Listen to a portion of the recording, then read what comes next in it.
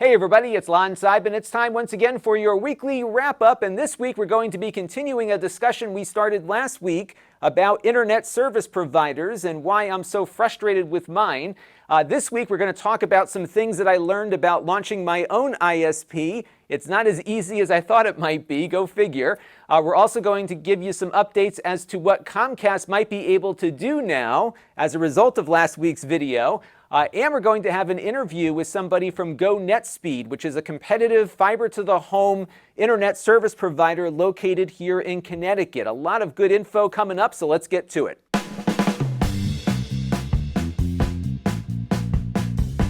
Now, to recap where we last left things off, I was frustrated last week about how slow my upstream communication is where I live.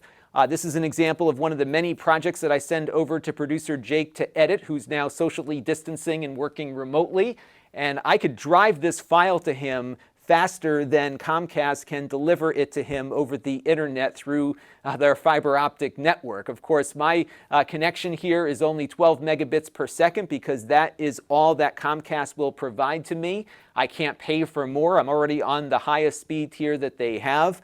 The downstream speed is just fine, but the upload is really killing me right now because when I'm sending that file to Jake, not only is he waiting 2 hours for it to get to him, I also can't do anything else. So if I wanted to do a live stream or maybe send up some other video to YouTube, I can't do that because I can really only upload one thing at a time to get things there at the fastest possible speed. And it really frustrates me that Comcast hasn't made the network infrastructure investments in my region like they have in other parts of the state. I can't pay for more, even though I'm more than willing to do so. So I started looking into fiber optic last week around the time that I shot the wrap-up. And I learned that there's actually two grades of fiber, essentially, that you can get delivered to your workplace or home. One is EIA and the other is FTTH. And I wanted to talk about the differences here because my assumption last week was that I could bring some super expensive fiber connection to my house, but if I could maybe get some other people hooked up along the way, that would reduce my overall cost and provide better internet service to some of my neighbors. Unfortunately, it's not that simple, and my idea of running this great little ISP as a startup to take on the big guys is probably not going to happen. Let's take a look at what EIA means. It stands for Ethernet Internet Access, and what is essentially going on here is that you are directly connecting with a fiber optic cable to some central office connection somewhere. So basically, you've got a big, long Ethernet circuit running from your premises to some other place where the internet connection lives. And the people I've been talking to have a point of presence up in Hartford, Connecticut, and you can get a wire brought over, but it's going to cost tens of thousands of dollars to bring it here to the house. It does cost less than what Comcast quoted me for their fiber product, but it's still a lot of money to spend on something that might not be the best investment for me at the moment. So one of the things that you get, though, is a much better connection because this connection is dedicated to you and you only. You're not sharing it with anyone else. It is going right up to that head end, and that is it. As I mentioned, it is super expensive versus a fiber-to-the-home ISP. This is typically what they use for cell towers, for small ISPs, for wireless service providers, and others. And what was interesting about this is that there's more than a few choices where I live. I actually heard from a viewer who worked for a company who gave me a quote. I got my local guys here who quoted me, and there was a few others that have reached out to me as well. And I think the wire itself might come from my phone company, but the service offering and where it connects to is really actually quite full of choices, which was nice to see. But of course, that's at the super high-end commercial level. What you get as a consumer is very, very different. So the EIA option is something I could pursue if I was willing to spend a lot of money to bring the cable up here. Surprisingly, the monthly cost wasn't bad. But a lot of the providers will often amortize the cost of the installation into a long-term contract, so you're paying a lot month to month. So at this point, it doesn't look like it's a viable option for where I am. I'm either going to be paying thousands of dollars a month or tens of thousands up front to get a lower monthly cost, and it just doesn't make sense. What was interesting, though, is that I've been looking at a small office condo, which isn't far from where I live, and based on where it is located, I can actually get a connection in there for a mere fraction of what it would cost to bring it up here to the house. And that's something that I'm considering, especially if I can't get any other connection here. Now, if you have a fiber optic connection at your house, you likely have a fiber to the home technology bringing that connection to you. It is fiber optic, just like the EIA connection is, but it's a different technology. And as a result, you need to have a head end where you've got some big backbone coming in, like an EIA connection, and then all of the neighborhoods plug into that head end, and then you push the data out to them.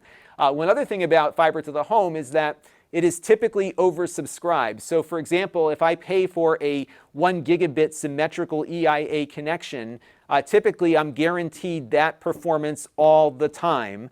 But on a fiber to the home connection, you're not guaranteed that you'll always get that fast upstream and downstream. In fact, last week after our video was posted, I heard from a number of you on fiber connections who were noting that your speeds have gone down dramatically now that more people are working from home. And that is because these networks are oversubscribed. So while your connection to the head end is running at that gigabit, you may not have enough internet bandwidth coming into the head end to provide that level of performance to everybody. And that's what these networks typically do, is they oversubscribe the customer base. So my options are as follows. I can bring that expensive connection to the house, but only I can use it.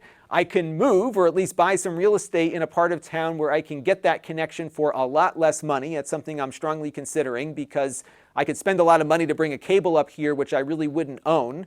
Or I could buy a office that I would own, and I'd have some real estate investment there. So that might be a better option if I need to spend a lot of money to get a better connection. The third option is I could bring that expensive internet connection to my house and then launch a wireless ISP. And I found a really great little website to get you started in that direction. So what you would do is bring in that EIA connection to maybe a relay tower somewhere, and then I would get an antenna up on my roof and point it at that tower, and then get myself connected, and then I can start selling it to people that are within range of that tower. But of course, that would take time away from making videos. I'd have to go up on people's roofs. I'd have to be engineering out this entire system. Not an ideal solution for me unless I can find an ISP that's willing to do that with maybe some of my investment just to get the connection going here, but it's still not something that I think is overly viable. But something else happened here, which is that about 2 hours after my video went up on Monday, I got a call from Comcast suddenly telling me that, guess what? The Gigabit Pro service is now suddenly available in your area. And they quoted me the price that they quote everybody, which is the same money wherever you are in the country for this service, which was really good to see. I don't have my hopes up just yet. They are telling me they can do it, and I will believe them when it's actually getting hooked up. But it looks like they are making an effort now to hook me up to Gigabit Pro, which would be that 2 gigabit symmetrical connection that would come via a Comcast fiber cable to the house. I would have to spend about $1,000 to hook it up, which is what everyone pays for that service. That's totally reasonable. And then it's $300 a month for the connection, which is a lot for gigabit fiber or multi-gigabit fiber if you're in a neighborhood with fiber to the home. But the Comcast solution here is probably oversubscribed, but it's still a dedicated fiber connection to the house and will be much, much more reliable. Even if I end up moving somewhere else down the road, I'm still going to be living here and doing work from home. So the way I'm looking at it is if they can do this, I'm totally going to do this. And then if I do end up moving, I'll look at the EIA option for another location that I might occupy. Now, we mentioned this other ISP in the piece last week called GoNetSpeed. They are a fiber to the home provider that just started up in West Hartford, Connecticut about a year or two ago. They're making tremendous inroads. They have a very competitively priced product that performs well. I showed you a speed test there last week, and they actually agreed to come on and do an interview. How about that? So let's talk to Michael D'Angelo, who is their VP of Sales and Marketing, to learn more about what it's like to run a small ISP and compete against the big guys. So joining me now is Michael D'Angelo from GoNetSpeed. They are, again, starting up here in Connecticut. And I guess we'll just start with, how did GoNetSpeed get going? It's been about 2.5 years or so since customers can get signed up. You're going neighborhood by neighborhood, right? So what was the process to get going there? Why West Hartford? And how's it looking so far? Are you getting a lot of people signing up? How we got started was we just saw a need for a choice for internet for your home service. It's as simple as that. Myself and most of the executives of this company come from a fiber background. So we're familiar with how to deploy fiber networks, and we just saw a need in the marketplace. How we ended up where we did was originally we had an anchor tenant, if you will, with some multiple dwelling units that said, hey, I have some needs in these areas. Can you help us? We said, sure. That's what brought us there. And then the areas interest us just from home densities and things like that, which I can talk about. And then we just started expanding from there. And is there anything particular about Connecticut that makes this easier than it might be in other states? Because we just don't hear about this happening very often, that these startups come in. We hear about Google and these big companies with a lot of money just coming in and setting up everything. But for a startup, what about Connecticut made this doable? Yeah, so a couple of things about how we go to market, which could be different than some of our competitors. First off, we deliver service we're literally the folks stringing fiber on a pole. So that's our own fiber network that we're bringing into your community. Two, we're doing it only via the aerial process. So you have to have utility poles in the area. We're not digging trenches and putting fiber optics in the ground. Why do I bring that up? Because what we do look for is, one, areas that have a lot of poles, and generally those are going to be communities that in general have homes that were built from 1980 or prior. You can pretty much count on homes are served via aerial drops that way. Doesn't mean homes built after that aren't, but that's just a general line in the sand there. And secondarily, more of the bigger question about what you were asking is, we are looking for regulatory environments that are embracing to having folks be able to bring new cables onto poles. As you can imagine, some areas are more costly and some areas are a little bit more resistant to that. Connecticut was a favorable place for us from the get-go, and it's been a really good place to do business. And competitively, what have you seen happen in the areas that you're operating in? First of all, obviously the competitors have been very good at keeping competition out. They haven't been successful in Connecticut at doing that. They've tried. They were doing a number of things to try to prevent you from getting up there. Have they continually put up roadblocks in the way, or are you seeing now that because the regulatory environment is favorable here in Connecticut to competition, that it's not as difficult? If you go back in time prior to GoNetSpeed, there was a lot of resistance to competition, without a doubt.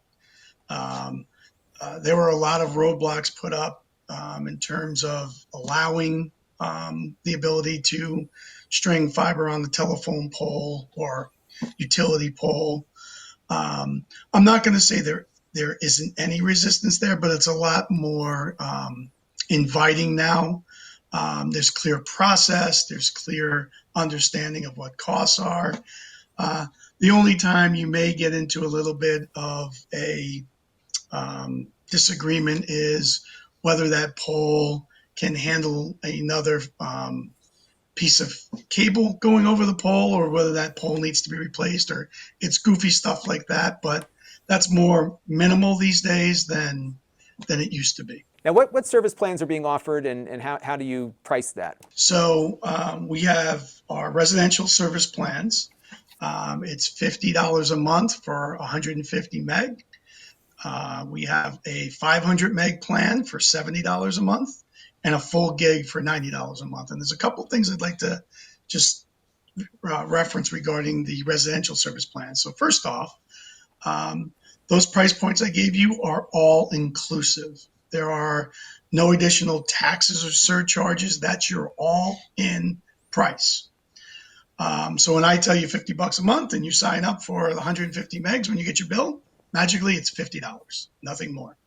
Second thing, when I talked about the optical networking terminal, which is referred to usually as people refer to as a cable modem, that's our device. We install that. There's no charge for that. We do not charge you a monthly fee for that.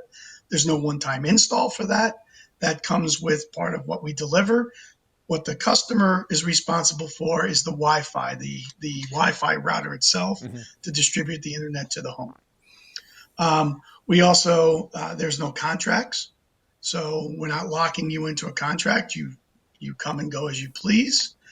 And there's no data caps. So when we talk about this, the speed that you get, you're not capped at any point in time. And last but not least, Lon, is our service is symmetrical. So and when I tell you 150 megs, that's 150 megs download and upload, where, from a competitive standpoint, our competitors may advertise 150 megs, but that's always going to be the download speed. The Right. They upload never is tell going you to the be upload something. speed.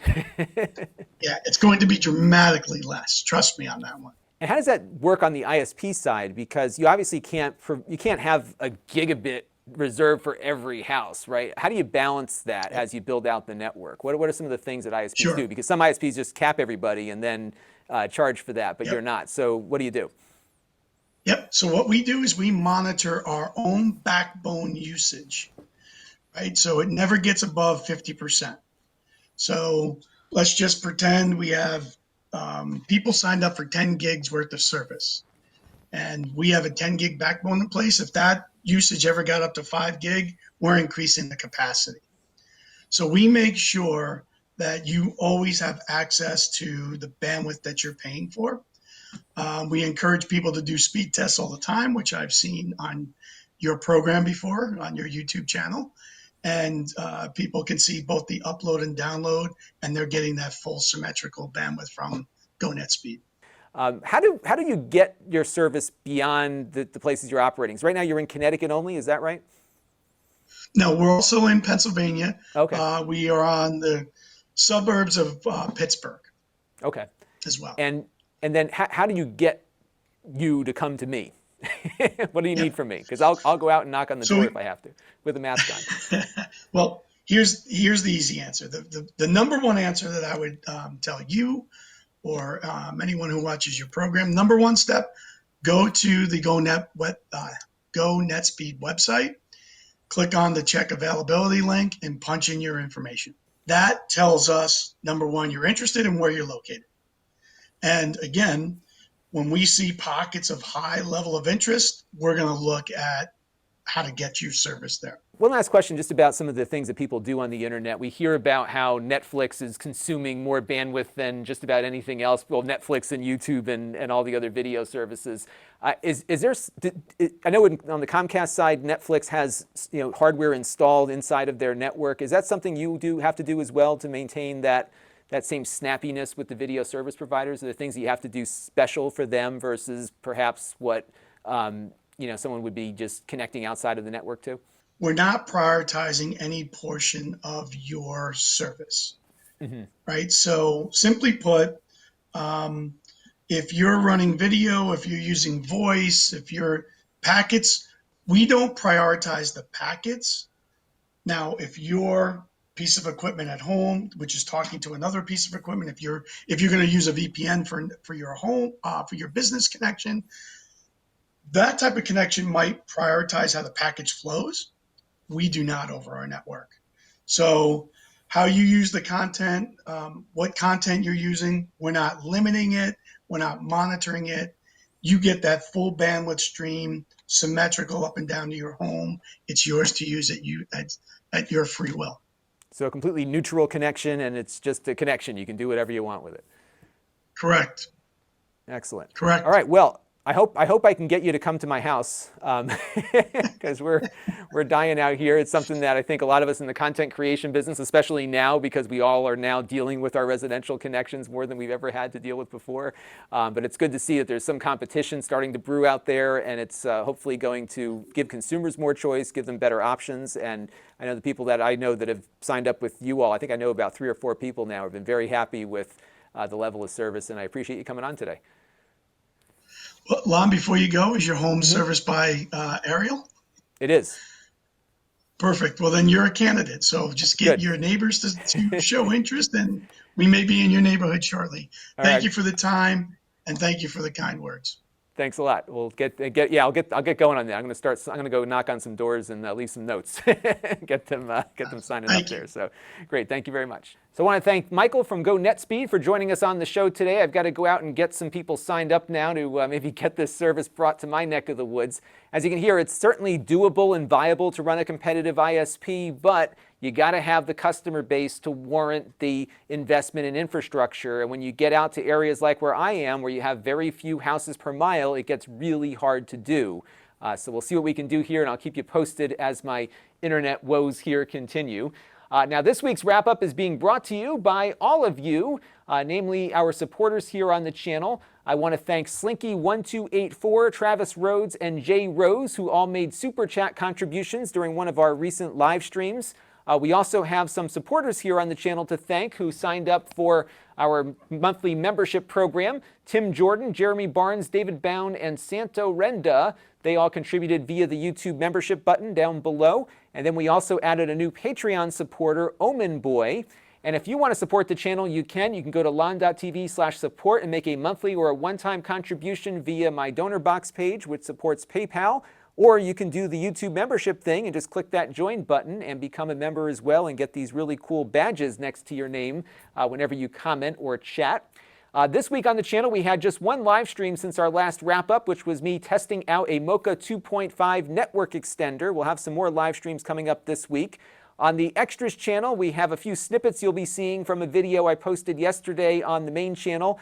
The first was our Flow-B hair cutting system unboxing. The hair is barely contained right now. It's ready to just burst out, so we're going to have to cut that hair soon. I'll have some news about that in a second.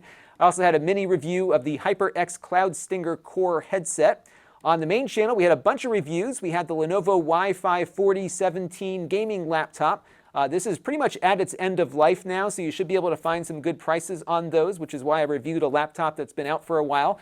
We took a look at a cool gaming monitor from AOC that supports G-Sync and FreeSync and is very reasonably priced when you can find one. We also looked at the Blink Mini security camera from Amazon, which is their new low-cost indoor camera that has a few gotchas along with it. Then, of course, we had the unboxing where we unboxed the Flow-B and a bunch of other stuff too.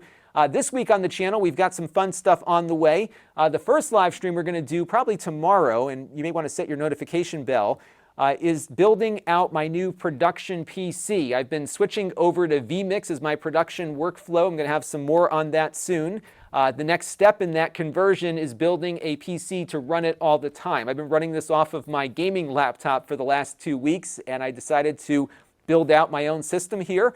Some of you asked why we're going with an Intel processor. That is because vMix is supporting Intel and not AMD at the moment. They do say they work with AMD, but they're not yet recommending AMD processors for their software. So we're going to stick with the Intel side of things. We have a GTX 1080 card that I pulled out of my gaming desktop, along with a few other components that we'll talk about when we do that live stream. Also, later on in the week, if I get enough guts here to do it, we're going to take out the Flow-B and I'm going to cut my hair. I'm trying to get somebody on from the company, which I thought might be fun. It'd be great to get like the inventor of it to see if maybe we can talk to them while I cut my hair with their hair cutting system. So stay tuned. We're going to do it, just not sure when. We're also going to have a review of these Translite Mocha adapters that we did the live stream on the other day. So if you don't want to sit through a 2-hour live stream as I'm tinkering with something, you can get it all in 12 minutes. So that will be coming up a little later this week too.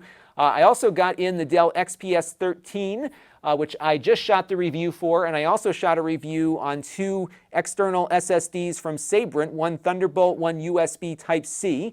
That'll be a fun video just to kind of get the pros and cons of each technology. Now, if you like what I do and want to get notified when I cut my hair off, you can click that notification bell to get notified when we do go live with that. We have other channels you can find me on there. You can also engage with the channel via my email list, the Facebook group, which is, I think, going to probably hit 1,000 members this week, so definitely sign up there if you haven't already. And then we have my store where I sell previously used items, which were reviewed here on the channel at low prices, and you can get an alert every time we add something to the store at this address right here. And we just added that Samsung tablet I reviewed about 2 or 3 weeks ago. So grab it while you can. It's still available there. And that is going to do it for this week's weekly wrap-up. I want to thank you all for tuning in. I really appreciate all the different ideas and advice that people were giving me as to how to improve my low upload speeds here. And at some point, I might be desperate enough to try a multi-Comcast connection if I have to. So that might be a fun project. Hopefully we'll get some better upload speeds so we can do more at once for all of you and produce more content, which would be great. And that's going to do it for now.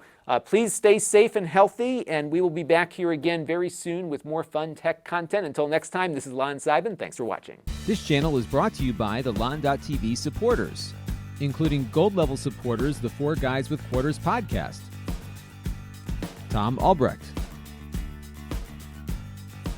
Rick Vestudo, Chris Allegretta, and Kalyan Kumar. If you want to help the channel, you can by contributing as little as $1 a month.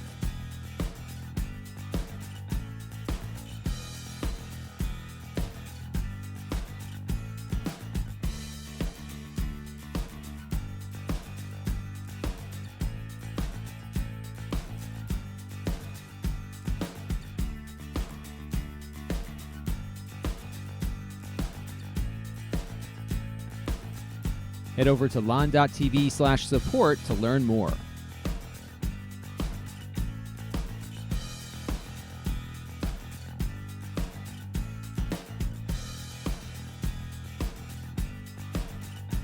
And don't forget to subscribe. Visit Lon.TV/s.